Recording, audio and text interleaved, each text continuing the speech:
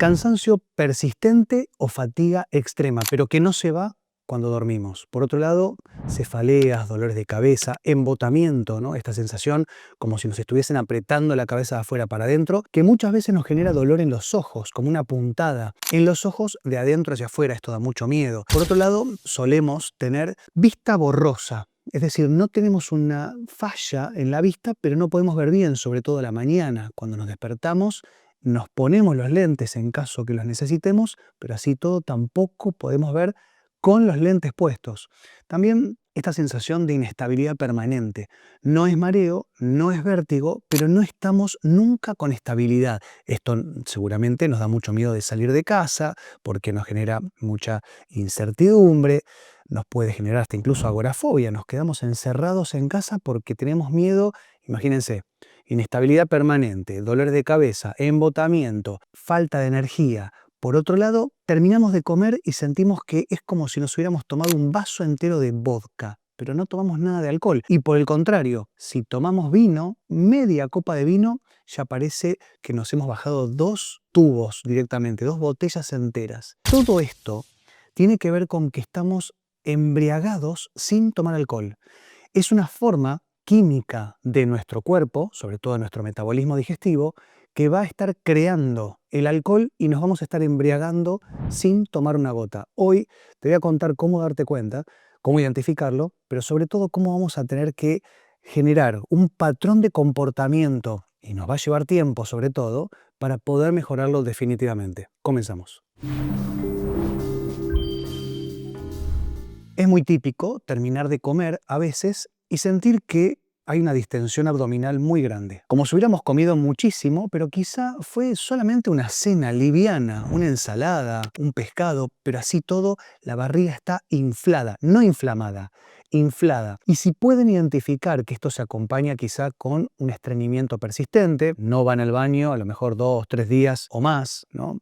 Constipación. Esto muchas veces se acompaña con gases, no digo gases malolientes, pero sí mucho gas. Todo el tiempo tenemos una metanogénesis persistente, permanente, que por supuesto nos genera, además de la incomodidad, nos genera más distensión abdominal. Pero sobre todo, ocurre muy seguido, que esta especie, ¿no? Esta reacción específica de bacterias o hasta incluso cándida va a generar lo que sería una embriaguez postprandial. ¿Qué significa esto? Que vamos a terminar de comer, muy común, y es como si hubiéramos tomado alcohol. Vamos a terminar embriagados, vamos a terminar con mareo, pero quizá solamente tomamos agua. O, por el contrario, terminamos de comer y sentimos que nos dormimos, ¿no? Como si ya hubiéramos pasado el evento de embriaguez y ya nos está empezando a agarrar la resaca y nos quedamos dormidos. No podemos mantenernos despiertos. Es muy común terminar de comer y empezar a bostezar, o que nos empieza a picar el cuerpo, o por el contrario,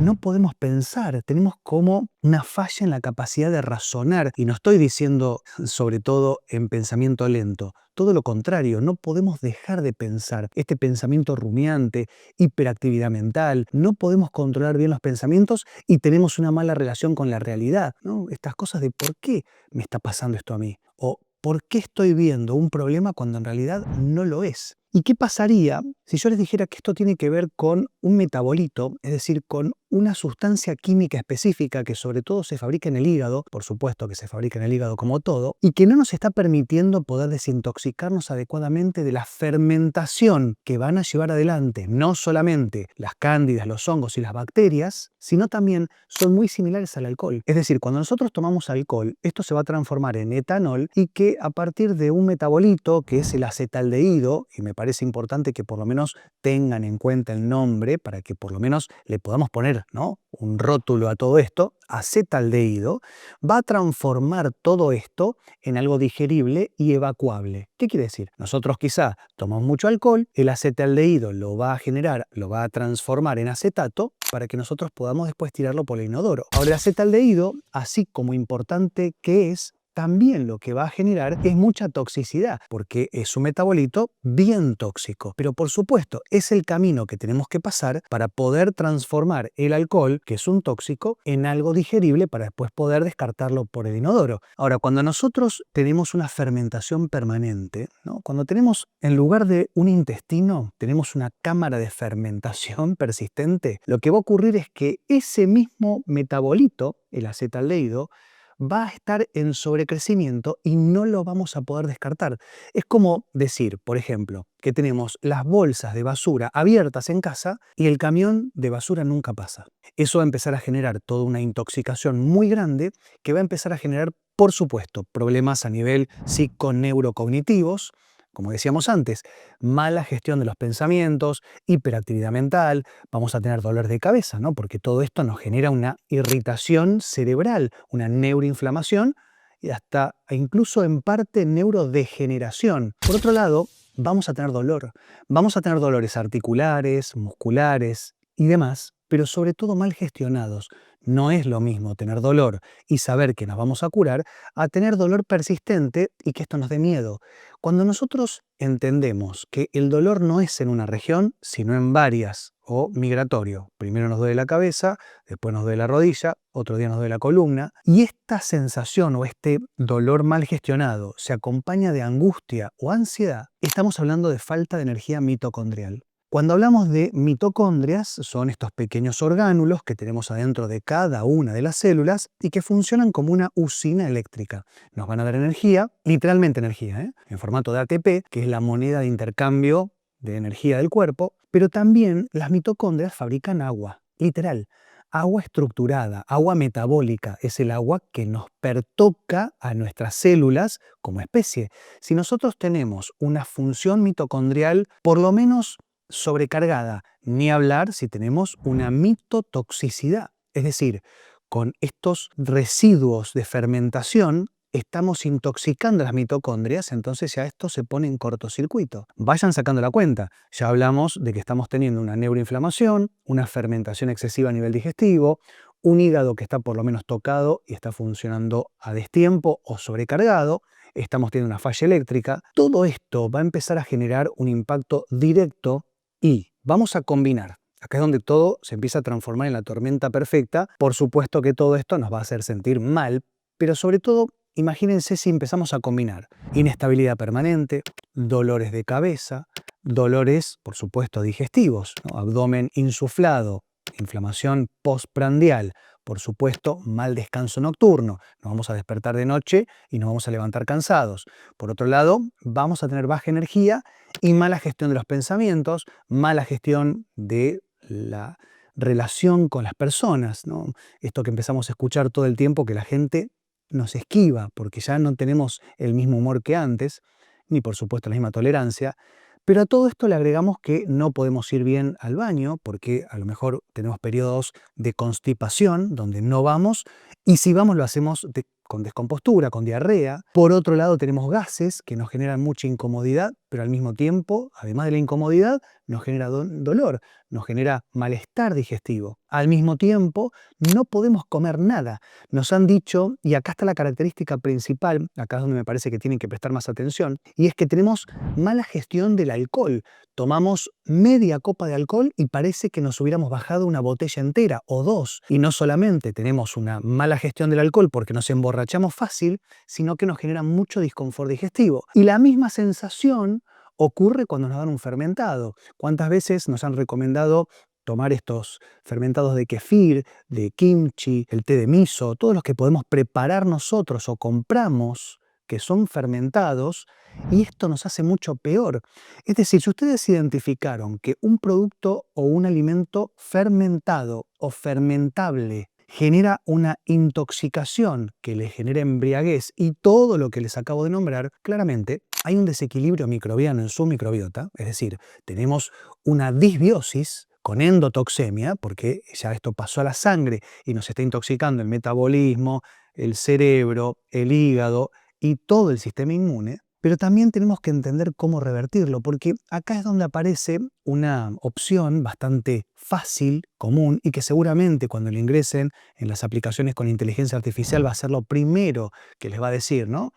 Como un fermentado o como algo que puede generar fermentación y me siento muy mal. Tomo alcohol y parece que me tomé un barril entero de vino. Tengo distensión abdominal.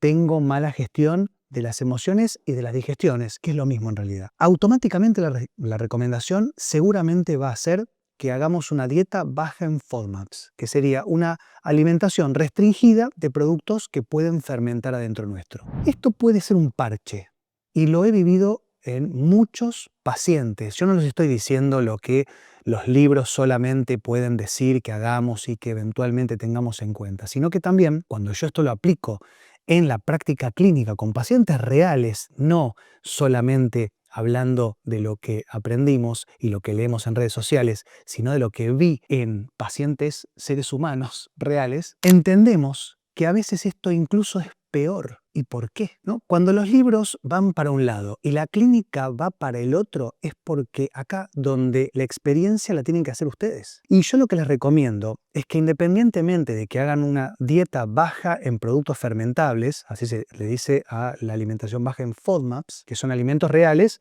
pero que pueden fermentar y no deberían tener ningún problema, eventualmente esto puede ser un paliativo, pero no va a ser una solución. Lo que tenemos que hacer, y tienen que entenderlo para no hacer el camino inverso, que puede generar una depuración reactiva. ¿Qué quiere decir esto? Que si ustedes lo hacen mal, si ustedes recorren el camino en una forma por lo menos no correcta para ustedes, pueden empeorar mucho la sintomatología y esto les va a dar más miedo, más falla mitocondrial, es decir, menos energía, y hasta incluso los puede generar una depresión. Y es literal, una persona que no tiene una buena función mitocondrial va a tener una depresión y no es que no va a tener energía, es que no va a poder parar de pensar, porque para dejar de pensar hace falta más energía que para poder pensar las cosas bien, así como lo escuchan, ¿eh? Entonces, ¿qué es lo que tenemos que hacer? Lo primero que yo les aconsejo que hagan, por supuesto, es que individualicen, ¿no? Que particularicen cada uno de ustedes su propia clínica y eventualmente a partir de acá tenemos que entender que el punto número 1 es un desagote adecuado. ¿A quién se le ocurriría tirar el botón de la cadena si tenemos la cañería tapada? Sabemos que el váter va a rebalsar con todo lo que eso conlleva.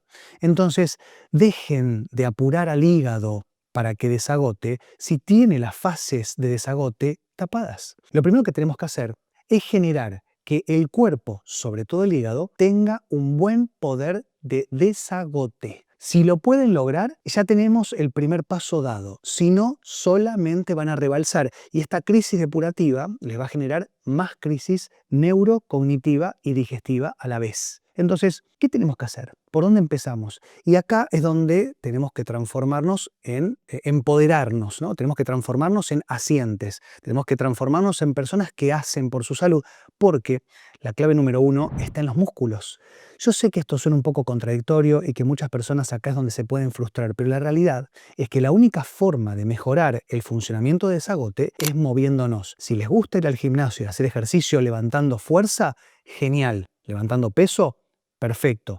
Ahora, si no son personas del deporte, aunque sea tenemos que caminar, tenemos que hacer algún tipo de yoga, tai chi, qigong, podemos hacer pilates. Hay muchos ejercicios deportivos que nos pueden dar fuerza muscular y movimiento intestinal para que todo esto se reactive, porque el músculo es el órgano endocrino más potente que tenemos y ahí va a estar la clave para poder desagotar bien. Por supuesto que tenemos que dejar de comer. Y no estoy diciendo solamente dejar de comer todos estos productos fermentados o fermentables que van a tener azúcar, leche o lácteos de vaca, por supuesto el alcohol. Tendríamos que evitarlo lo más posible. Por supuesto que las harinas refinadas. El gluten con las harinas blancas va a ser una bomba de fermentación. No lo hagan. Y yo entiendo que también puede haber una situación de abstinencia. Una persona que está no comiendo todo lo que viene acostumbrada va a tener un reclamo de esa microbiota que está ávida, que necesita volver a consumir todos esos productos refinados y nos va a traccionar del cerebro directamente, desde el intestino hacia el cerebro y nos va a querer obligar a comer todos estos productos refinados o fermentables o hasta incluso tóxicos, pero van a tener que hacer un esfuerzo por 4 semanas, porque la buena noticia es que a partir de la cuarta semana van a empezar a morir estas bacterias o hasta incluso hongos, ¿no? Cándida que podemos llegar a tener y que genera esta fermentación perpetua y permanente. Y eventualmente, después de empezar a hacer las cosas bien, tenemos que empezar a ir al baño. Entiendo que hay muchas personas que tienen esta falla en la regulación de la frecuencia y la calidad de las digestiones, pero sí o sí tenemos que empezar a desagotar. Es decir, si ya tenemos las vías de desagote ávidas, tenemos que poder empezar a evacuar correctamente. Entonces, acá es donde sí podemos utilizar la L-glutamina, el NAC, ¿no? N-acetilcisteína, el glutatión liposomal, idealmente, para poder darle al hígado las herramientas para que le dé al intestino el potencial de evacuar. A partir de acá, sí vamos a poder empezar a desagotar y probablemente este metabolito se empiece a regular, se empiece a desagotar y nos deje de embriagar sin tomar alcohol. Ojalá que les sirva y nos vemos en el próximo video. Que estén súper bien. Chau.